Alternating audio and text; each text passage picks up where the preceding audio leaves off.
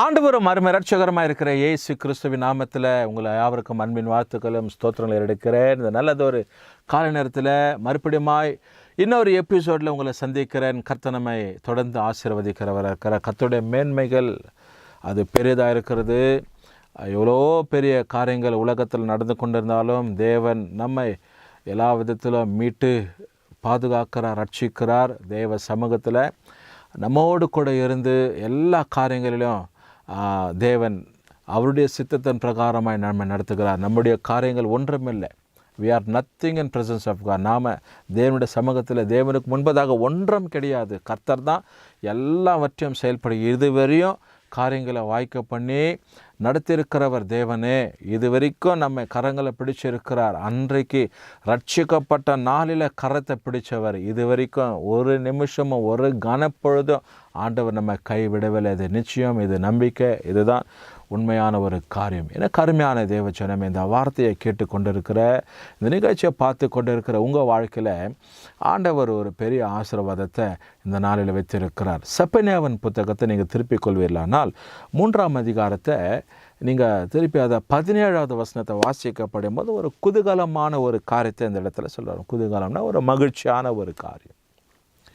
நம்ம என்ன பண்ணுவோம், சந்தோஷமாக இருக்கும்போது சில சமயத்தில் ஆடல் பாடல்கள், நல்ல மகிழ்ச்சி. பாருங்கள், ஒரு உதாரணம், ஒரு திருமணம் நடக்குது. திருமணத்திற்கு பெண்ணை அழைத்து கொண்டு போகிறாங்கன்னா நடனம் ஆடி ரொம்ப களி கூர்ந்து, இப்போ காலகட்டத்தில் திருமணம் ஆகிற பெண்ணு கூட வந்து நடனம் ஆடுறாங்க. திருமண பெண்ணு, மணப்பெண்ணு கூட இந்த நாட்களில் நடனம் ஆடுறது எவ்வளோ நம்ம யூடியூப்ஸில் பார்க்குறோம். நம்முடைய வட்டாரங்களில் வசிக்கிற பகுதிகளில் கூட நம்ம பார்க்குறோம். பெண்மணிங்க, ஸ்திரீமாருங்க, வாலிப பிள்ளைங்க, ஒரு குதூகலம், ஒரு களியாட்டம், ஒரு சந்தோஷம். குடும்பத்தில் ஒரு நல்ல நிகழ்ச்சி நடக்குது, உறவினுடைய வீட்டில் ஒரு நல்ல நிகழ்ச்சி நடக்குதுன்னு சொல்லி ஒரு சந்தோஷத்தின் ஒரு காரியங்கள். பாருங்கள், இங்கேயும் இப்படித்தான் ஒரு குதூகலமான ஒரு சந்தோஷமான ஒரு காரியம். சந்தோஷமாக இருந்தால் நம்ம என்ன பண்ணுவோம்னா பாட்டு பாடுவோம். சந்தோஷமாக இருந்து பாருங்கள், எந்த கவலையும் இல்லை, எல்லாம் நல்லா நிறைவாக இருக்குதுன்னா நம்ம அறியாமையே பாடல், நம்ம அறியாமே ஒரு புன் சிரிப்பு, நம்ம அறியாமே ஒரு மகிழ்ச்சி, நம்ம அறியாமே ஒரு நிறைவு காணப்படும். ஏன்னா மற்றவங்க கூட இப்போ ஏன்னா இன்றைக்கி ரொம்ப சந்தோஷமாக இருக்கிறது போல் இருக்குது. ஆமாம், தெரியல, காலையிலே எல்லாம் வேலையெல்லாம் கடகடான்னு முடிச்சுட்டேன், இது ஆயிடுச்சு அது ஆயிடுச்சு, பிள்ளைங்க ஸ்கூலுக்கு போயிட்டாங்க, அவரும் வேலைக்கு போயிட்டார், வீட்டில் ஒன்றும் வேலை இல்லை, அதுதான் சும்மா அப்படியே கொஞ்சம் அப்படின்னு சொல்லி நம்ம தற்செயலான காரியத்தை நம்ம செயல்படுவோம். அப்படி பாருங்கள், ஒரு இந்த வசனத்தின் ஆதாரம், இந்த வசனத்தில் ஒரு காரியம் நமக்கு ஒரு மகிழ்ச்சி கொடுக்கிறது. 3ஆம் அதிகாரம் 17வது வசனத்தை வாசிக்கப்படும் போது இங்கே தேவன் இப்படி சொல்லுகிறார், உன் தேவனாகிய கர்த்தர் உன் நடுவில் இருக்கிறார். முதலாவது ஒரு காரியம், உன் தேவனாகிய கர்த்தர் உன் நடுவில் இருக்கிறார். ஆண்டோடைய வார்த்தை பாருங்கள், 2-3 பேர் கூடுகிற இடத்துல கர்த்தரை வாசம் பண்ணுகிறார். உன் தேவனாகிய கர்த்தர் உன் நடுவில் இருக்கிறார். அவர் எப்படிப்பட்டவர்னா, அவர் வல்லவரும், அவர் ரட்சிப்பவர், அவர் பேரில் சந்தோஷமாய் மகிழ்ச்சியாய் நம்மோடு அன்பின் நிமித்தம் அமர்ந்திருப்பார். அவர் உன் பேரில் கம்பீரமாய் களி கூறுவார். தேவனுடைய வார்த்தை, தேவனுடைய காரியங்கள், தேவனே நம்மோடு கூட இணைந்து இருக்கிற ஒரு காரியம். சாலமோன் அநேக காரியத்தை வர்ணிச்சிருப்பார் உன்னத பாட்டில். ஆண்டவர் நீர் இப்படிப்பட்டவர், இப்படிப்பட்டவர், அப்படிப்பட்டவர்னு சொல்லி ஒரு வர்ணிப்பு. எப்படியெல்லாம் வர்ணிக்கணுமோ அப்படி ஒரு மணப்பெண்ணை, இல்லை தன்னை அன்பாய் நேசிக்கிற ஒரு பெண்ணை எப்படி ஒரு மனுஷன் வர்ணிப்பானோ அப்படி போல சாலமோன் ஞானி தேவனை வர்ணிச்சிருப்பார். அப்படி இப்படி வர்ணிக்கக்கூடியதான தேவன் நம்மோடு கூட இருக்கிறார் என்றதான ஒரு காரியத்தில் வர்ணிக்கக்கூடிய தேவனுடைய வார்த்தைகளை நம்மோடு கூட எப்பவுமே இருக்கிறது என்று சொல்லி அடையாளத்துக்கு ஏற்றவாறு இந்த வார்த்தைகள் சொல்லப்படுகிறது. உன் தேவனாகிய கர்த்தர் உன் நடுவில் இருக்கிறார். தேவன் நம்முடைய நடுவில் இருக்கிறார். நீ செயல்படுகிற, திட்டமிடுகிற, இதெல்லாம் நீங்கள் வாய்க்கப்படணும்னு யோசிக்கிறீங்களோ, பிரயாணப்படுற சமயத்தில் ஊழியத்துக்கு போவோம், ஆண்டவர் கூட இருந்து அழகாக வழி நடத்தியிருப்பார்.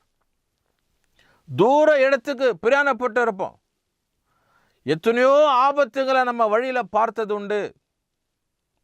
குறிப்பாக நம்ம பட்டணத்துலேருந்து சென்னையோ ஹைதராபாத்தோ இப்படி காரில் நம்ம போகிறோன்னா கட்டாயம் 2-3 விபத்துகளை பார்த்துட்றோம்.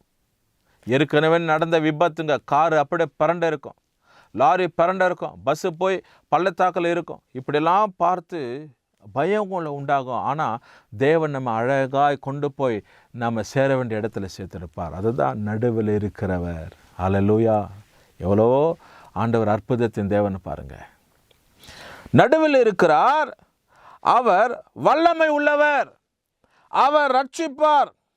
அவர் உன் பேரில் சந்தோஷமாய் மகிழ்ந்து நம்மோடு அன்பின் நிமித்தம் அமர்ந்திருப்பார். அவர் உன் பேரில் கம்பீரமாய் களி கூறுவார்னு சொல்லி ஆண்டோட வசனத்தில் வாசி. கர்த்தர் எப்போ நம்மோடு கூட நம் நடுவில் இருக்கக்கூடிய தேவனாக இருக்கிறார். எனக்கு அருமையான தேவ சொன்னமே, தேவன் நம் நடுவில் இருக்கும்போது எந்த அசுத்தமான எண்ணங்களும் தேவையில்லாத கிரியைகளும் தேவைப்படாத சூழ்நிலைகள் நம்முடைய வாழ்க்கையில் ஏற்படாது.